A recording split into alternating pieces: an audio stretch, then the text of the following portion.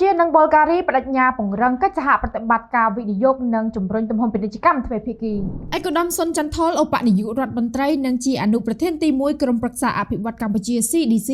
បានជួបពិភាក្សាការងារជាមួយនឹងលោកបណ្ឌិតសំបេហាប្រធានទី1នៃសភាពាណិជ្ជកម្មប៊ុលហ្គារីដោយបានបង្ហាញសុតិធិនិយមខ្ពស់ថា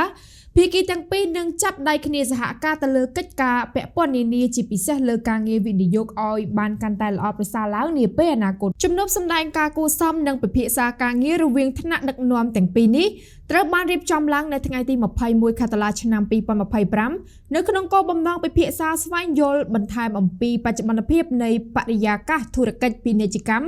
ក៏ដូចជាស្ថានភាពនៃការវិនិយោគនៅកម្ពុជាសម្ដៅជំរុញនឹងកិច្ចសហប្រតិបត្តិការទ្វេភាគីកម្ពុជាប៊ុលហ្គារីឲ្យកាន់តែមានភាពល្អប្រសើរឡើងតាមរយៈជំនួបនេះលោកបណ្ឌិតម៉ាក់សឹមបេហាបានសម្ដែងការកោតសរសើរចំពោះការយកចិត្តទុកដាក់របស់រាជរដ្ឋាភិបាលកម្ពុជា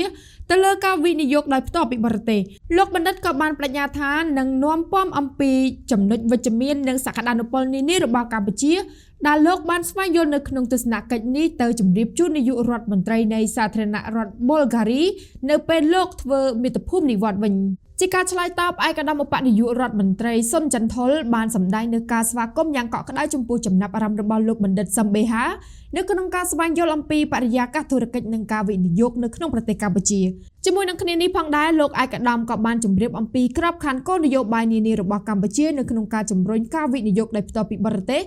FDI ការធ្វើពិពិធកម្មសេដ្ឋកិច្ចនិងការវិនិយោគពីវិស័យឯកជន